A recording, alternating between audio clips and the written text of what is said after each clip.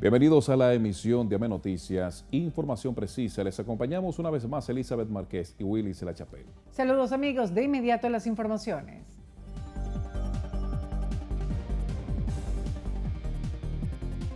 El primer tribunal colegiado del Distrito Nacional, donde se desarrolla el juicio de los 6 implicados en el caso Odebrecht, suspendió la audiencia hasta el 21 de diciembre. Esto se hizo por la solicitud de la barra de la defensa de los imputados Ángel Rondón Rijo, Conrado Pitaluga y Víctor Díaz Ruán. Las juezas declararon irregular y válida la solicitud y modificaron el ordinal segundo del dictamen anterior para suspender el juicio hasta que comparezca el testigo brasileño Mauricio Dantas Becerra. El segundo testigo disponible, según explicaron, podría alterar o limitar la defensa técnica en toda su extensión. El juicio continuará el lunes 21 de diciembre a las 9 de la mañana. El Consejo de Defensa del imputado Ángel Rondón interpuso una denuncia en la Organización de Naciones Unidas ONU en contra de los jueces del tribunal que conoce el juicio de fondo seguido a los implicados en el caso Odebrecht.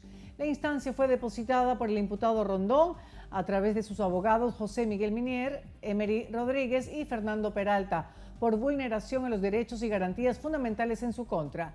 De inmediato, Wilson Camacho, titular de la Procuraduría Especializada de Persecución de la Corrupción Administrativa PEPCA y quien encabeza la representación del Ministerio Público en la audiencia, llamó la atención que esa denuncia es una amenaza al tribunal.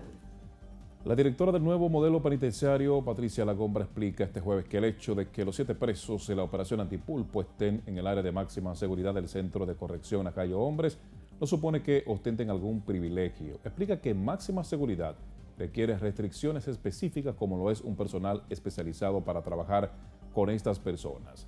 Indicó que la diferencia entre un preso en máxima seguridad de quienes están en las áreas de población común radica en que las normas son más estrictas, comen en su espacio asignado, la atención psicológica y médica es más rigurosa, así como el control de llamadas y visitas también son más restrictivas. Sobre por qué los encartados fueron trasladados a Najayo en vez de los centros penitenciarios de San Cristóbal y San Pedro, tal como lo indicó el juez Alejandro Vargas, la compra aclara que el centro San Cristóbalense aún no está terminado, a pesar que fue reinaugurado recientemente. En el caso de San Pedro, las áreas de máxima seguridad de este penal están llenas.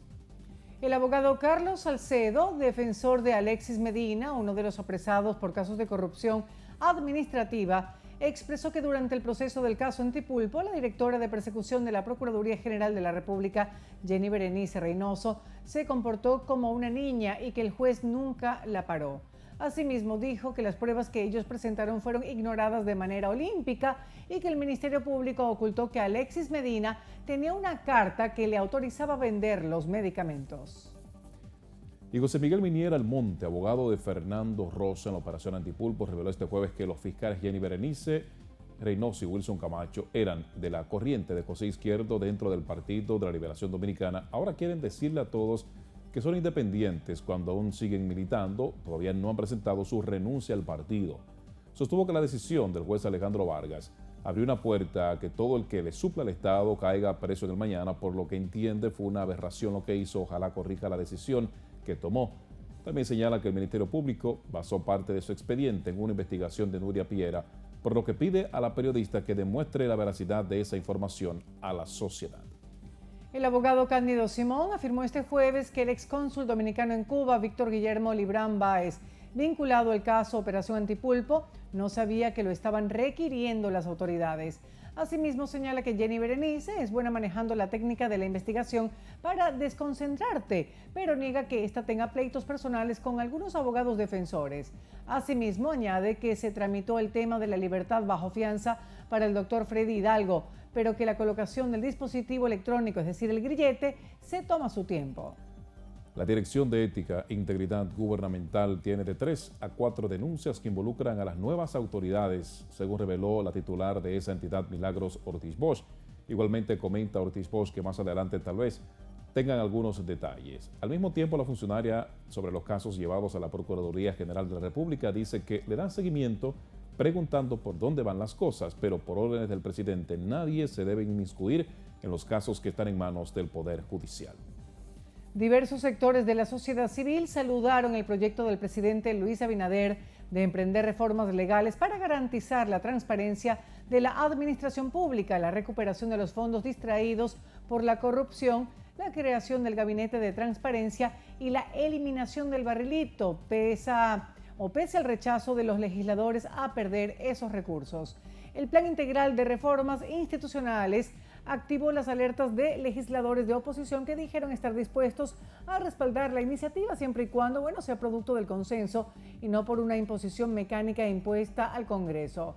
A juicio de algunos congresistas, la meta de eliminar el denominado barrilito no es tan sencilla, sino que requerirá de una profunda discusión. Y Participación Ciudadana valora como positivas las medidas anticorrupción y considera que responden a las demandas históricas planteadas por ese organismo en los aspectos relativos a la publicidad gubernamental y las inversiones en ayudas sociales que son susceptibles de prestarse para el clientelismo político. Con respecto al plan para contratar abogados privados para recuperar el patrimonio robado mediante actos de corrupción, el presidente del gremio de juristas propuso que sean organismos de la sociedad civil los encargados de fiscalizar a los profesionales del derecho. Entiende que los abogados que sean contratados no deben ser militantes políticos. Con relación a las medidas de transparencia en los programas de asistencia social, el presidente Abinader dijo que en 90 días presentará un anteproyecto de ley ante el Congreso para la creación del organismo que supervisará las ayudas. La Fundación Institucionalidad y Justicia Finjus valoró como positivo las reformas e iniciativas que anunció el presidente Luis Abinader para transparentar la administración pública. Servio Tulio Castaños Guzmán, vicepresidente ejecutivo de Finjus, expresó que estas iniciativas deben ser consideradas como un acto trascendental e histórico y las mismas deben ser aplaudidas por la ciudadanía. El embajador de la Unión Europea en República Dominicana, Gianluca Gripa, saludó que el actual gobierno combata la corrupción con los más recientes casos. Asegura que este flagelo contraviene a los derechos humanos a propósito de conmemorarse hoy el Día Internacional de los Derechos Humanos. Y la senadora de la provincia Puerto Plata, Ginette Burnigal, dijo este jueves que para eliminar la compensación que reciben los senadores, el presidente de la República tiene que hablar con ellos porque son poderes diferentes. Dijo entender que si es una decisión que se va a tomar y quieren hacerla, tienen que ponerse de acuerdo porque en estos momentos tan complicados que se están viviendo, esos fondos de compensación hacen una labor de asistir a la población, paliando algunas necesidades. La legisladora del PRM cuestiona que hayan querido satanizar los fondos sociales cuando los propios presidentes también manejan fondos discrecionales y tienen que rendir cuenta de ellos. La ex vicepresidenta de la República, Margarita Cedeño, considera que el lema "Se van", con el cual se advertía que el PLD saldría del poder durante la pasada campaña electoral, se ha convertido en una condena para servidores públicos que han sido cancelados del Estado. El ruego de una señora es el sentimiento de muchos. El "Se van" está condenando a muchos servidores públicos honestos y trabajadores a la pobreza y el sufrimiento, precisó Cedeño en un tuit. La reacción de la dirigente PLDista se produce en momentos en que se critica al Ministerio de Educación por presuntamente haber desvinculado a miles de trabajadores de esa institución. Bien, amigos, cambiando de tema, a partir de este viernes comenzará a ser distribuida entre más de 1 millón de personas la tarjeta del nuevo bono navideño, que tendrá un importe de 1.500 pesos en sustitución de las cajas navideñas que se entregaban tradicionalmente. Esta podrá ser utilizada en más de 7.000 comercios de todo el país, incluyendo colmados, cadenas de supermercados y otros comercios alimenticios. Las personas que recibirán el bono han sido previamente seleccionadas por listas oficiales de los programas sociales. Los beneficiados deberán entonces acudir al lugar que se les asigne para recibir dichos bonos, que se activarán tras contactar un número de teléfono que se les indique para validar sus datos. Por disposición de las autoridades, los 1.500 pesos podrán ser utilizados hasta el día 28 de febrero como fecha límite. El ministro de Agricultura, Limber Cruz, sostuvo un encuentro con productores de pollo, huevos y cerdos del país, quienes aseguraron el mercado estará abastecido de estos productos durante las fiestas navideñas. Los productores expresaron que tienen en granja suficiente producción para satisfacer el aumento en el consumo que se genera en esta temporada. En tal sentido, el ministro de Agricultura se mostró satisfecho, agradecido con la buena actitud mostrada por los avicultores y porcicultores, porque evidencia el interés que estos tienen en que las cosas marchen bien en el país. A referirse a suplir la demanda de alimentos, Cruz dijo que el gobierno solo autorizará importaciones en los rubros donde se demuestre que la producción local no tiene la capacidad para abastecer el mercado por completo. También dice que El presidente Luis Abinader ha sido reiterativo de que el sector agropecuario será bien atendido durante su administración como forma de garantizar que el pueblo tenga comida garantizada y un precio justo. El ministro de Trabajo, Luis Miguel de Camps, dijo este jueves que el nuevo gobierno, al entrar en medio de una crisis sanitaria y económica mundial, muchas de las iniciativas no han arrancado porque el gobierno en pleno se ha concentrado en atender los temas urgentes en lo sanitario y en lo económico. En este sentido, dice que eso ha traído como resultado que al día de hoy el porcentaje de contagio se coloque por debajo del 13% cuando estaba en un 29%. Asimismo, el funcionario señala que en los meses que lleva la presente administración ha habido un esfuerzo dirigido para la reactivación económica y ya se ha visto en muchos sectores, siendo uno de los principales ejemplos el sector zonas francas, que se encuentra a plena capacidad y existen nuevas plazas de empleo. De Camps señala que Zonas Francas se ha reactivado de tal forma que en los meses de septiembre y octubre han exportado más que en el mismo periodo del año pasado. El Ministerio de Salud Pública reporta este jueves 8 fallecidos por COVID, 3 de ellos en las últimas 24 horas. También la detección de 1.560 casos nuevos en las últimas horas. El total de personas afectadas por la enfermedad hasta la fecha es de 151.721, los fallecidos 2.358. De acuerdo al boletín número 266, la tasa de letalidad es de 1.55%. 218 pacientes permanecen en cuidados intensivos, en tanto los casos activos suman 30.593. La Comisión Nacional de Derechos Humanos en la República Dominicana anunció la celebración del 23º Seminario Internacional COVID-19 y la necesidad de implementar el Plan Nacional de los Derechos Humanos en el país. Fernando Morillo, vicepresidente de la Comisión Derechos Humanos RD, aseguró que lo que fue el informe de 2019 se ha avanzado en algunos elementos de coordinación con instituciones del Estado. Y dijo entonces: aquí se sigue irrespetando, matando personas y no son juzgadas. Continúan los intercambios de disparos, debemos proteger los derechos de la mujer, afirmó. Indicó que hay muchas situaciones que se van a rendir en el informe. A propósito del Día de los Derechos Humanos, la Unión Europea y las Naciones Unidas otorgaron el Premio a los Derechos Humanos al Consejo para la Reforma Carcelaria de la provincia de Hermanas Mirabal. De acuerdo a las palabras del representante del Consejo, Luciano Bertoso, estos trabajan con los privados de libertad para que aprendan a reconocer sus delitos y tengan la oportunidad de poder vivir en libertad mediante procesos de rehabilitación y reinserción sociolaboral. Según estadísticas divulgadas este jueves por el Banco Central, en noviembre arribaron al país 101.834 turistas extranjeros frente a los 473.175 pues llegados en el mismo mes del año pasado. A pesar de la fuerte caída, noviembre supuso el mejor mes para el turismo dominicano desde la reapertura de los aeropuertos el 1 de julio pasado y duplica la cifra de viajeros extranjeros registrada en agosto, lo que evidencia una tendencia paulatina hacia la recuperación en la llegada de pasajeros. Este jueves se registró un accidente en la avenida Bolívar, esquina Leopoldo Navarro, en el sector Gascue del Distrito Nacional, en una construcción ubicada frente al Centro Médico Gascue, al lado de la agencia de viaje Turinter, con varios vehículos y árboles caídos a causa del colapso del pavimento. En la zona fueron colocadas cintas de precaución para limitar el acceso y además cerraron el tramo de la calle. Personal de la Corporación del Acueducto y Alcantarillado de Santo Domingo CAS se presentó al lugar para corregir una avería que se presume pudo haber sido la causa del derrumbe. Bien, amigos, la UNAMED informa que para este viernes el sistema frontal se habrá degradado a una vaguada que se ubicará próximo al noreste del país, en aguas del Atlántico Norte. Por lo tanto, se pronostican aguaceros de moderados a fuertes y tormentas eléctricas con ráfagas de viento sobre las regiones noroeste, norte, noreste, sureste, cordillera central y zona fronteriza. Debido a las lluvias que están ocurriendo y a las que se esperan, la UNAMED mantiene una alerta meteorológica ante posibles inundaciones urbanas, deslizamiento de tierras y posible desbordamiento de ríos, arroyos y cañadas para las siguientes provincias: Puerto Plata, Dajabón, Espaillat, La Vega, Santiago, María Trinidad Sánchez, Santiago Rodríguez, Monseñor Noel, Montecristi y Valverde.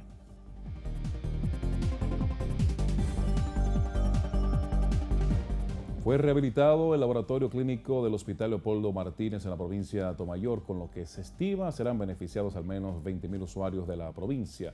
La readecuación de los espacios fue hecha por las fundaciones Provitas, Save the Children, República Dominicana y Save the Children España. En esta primera fase del proyecto se rehabilitó el área de laboratorio y toma de muestras, fue equipada con analizadores de bioquímica y hematología, material de laboratorio, serología y reactivos para la realización de pruebas. El remozamiento continuará en el próximo año con las unidades de atención primaria de 3 comunidades que serán habilitadas con los equipos necesarios para su correcto funcionamiento. Autoridades de Monteplata conformaron una comisión municipal con representantes de las instituciones de la sociedad civil para dar solución a la depredación y contaminación del río Boyá del municipio Sabana Grande de Boyá. Esta comisión contará con el apoyo de las autoridades ambientales que darán seguimiento y pronta solución a todos los daños ocasionados al mismo. Los representantes dieron a conocer las causas de la depredación y contaminación de este río, dentro de las cuales mencionan la tala y quema de árboles en sus orillas, el vertido de grasa, aceite, combustible, así como la extracción ilegal de agua y bloqueo del río. El Fondo de Agua Yaque del Norte dejó inauguradas 3 plantas de tratamiento de aguas residuales, 2 en Santiago y 1 en Mao, que contribuirán al saneamiento del río Yaque del Norte, el más largo del país, así como otras fuentes acuíferas. Según los resultados obtenidos en pruebas realizadas por el Laboratorio de Aguas Residuales de la Corporación de Acueducto y Alcantarillado de Santiago Corazán, este tipo de plantas de tratamiento tiene una efectividad de más de un 95% en la reducción de la contaminación. Las plantas, que tuvieron un costo de 3.7 millones de pesos, están ubicadas, 2 en el Instituto Superior de Agricultura de Santiago y otra en la Fortaleza Benito Monción de Mao. En la provincia de Peravia fue firmado este jueves un acuerdo interinstitucional por parte del alcalde de Baní, Santo Ramírez, y el director del Instituto Nacional de Aguas Potables y Alcantarillado SINAPA, Wellington Arnaud, esto para dar mejora a la situación de agua potable de esa localidad y fortalecer los servicios de manera coordinada en la realización de sus funciones para beneficio de los municipios. Tras firmar el acuerdo, Arnaud señaló que Peravia es una provincia que cuenta con un acueducto múltiple que produce 1.000 litros de agua por segundo. Sin embargo, hay comunidades donde no reciben el vital líquido. Durante su visita en Baní, el director del INAPA se reunió con comunitarios de Villa Güera, también Villa Fundación, La Montería y otras localidades, con quienes intercambió impresiones y les habló sobre el plan estratégico de INAPA para suplir la demanda de líquido en los lugares que lo demandan. Residentes de la localidad Vuelta Grande, en la provincia de Bauruco, hacen un llamado al Instituto Nacional de Aguas Potables y Alcantarillados tras 10 años de vivir sin el líquido por la falta de dinero para instalar el sistema que llevaría el agua a esa localidad. Los comunitarios de la zona, con alrededor de 350 habitantes, manifiestan que con el esfuerzo de los residentes compraron una bomba, pero no ha sido posible instalarla porque no cuentan con los 100.000 pesos requeridos para mano de obra y el alquiler de los equipos para hacer un pozo, por lo que clama la atención y la ayuda de las autoridades correspondientes. Vuelta Grande es uno de los pueblos de la región sur que todavía está sumido en la pobreza extrema y que nunca ha tenido energía eléctrica.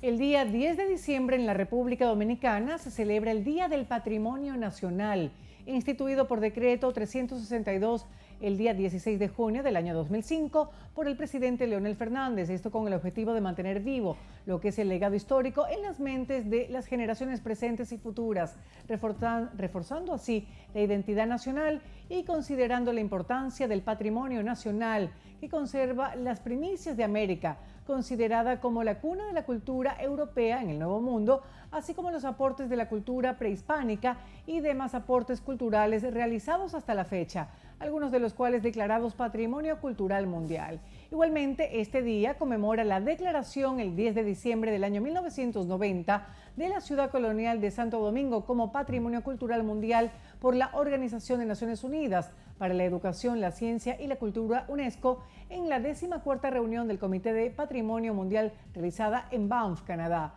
Con esta declaración, la UNESCO otorgó el primer reconocimiento al país a nivel internacional, declarando a la ciudad de Santo Domingo como un bien cultural de todos los pueblos del mundo.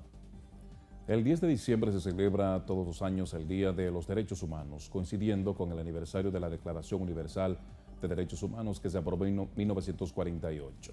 Fue 2 años después de la aprobación, en 1950, cuando la Asamblea General proclamó el 10 de diciembre como el Día de los Derechos Humanos. Los derechos humanos son derechos inalienables y que pertenecen a todos los seres humanos, sin importar raza, sexo, nacionalidad, lengua, religión, origen étnico o cualquier otra condición.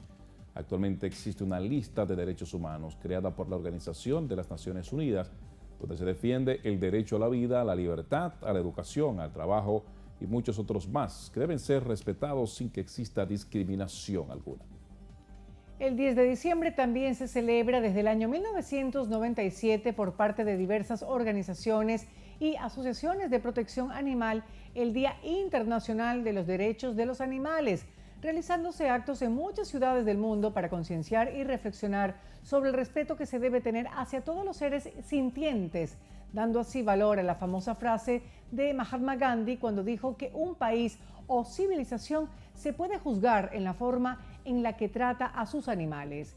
Vale la pena mencionar que la ONU ha dado un paso importante en el sentido de la protección animal y en sus objetivos de desarrollo sostenible para 2030 da por primera vez una posición relevante a este asunto. En concreto, en el objetivo número 15 se compromete, entre otras cosas, a proteger a las especies amenazadas y poner fin a la caza furtiva y al tráfico de especies protegidas.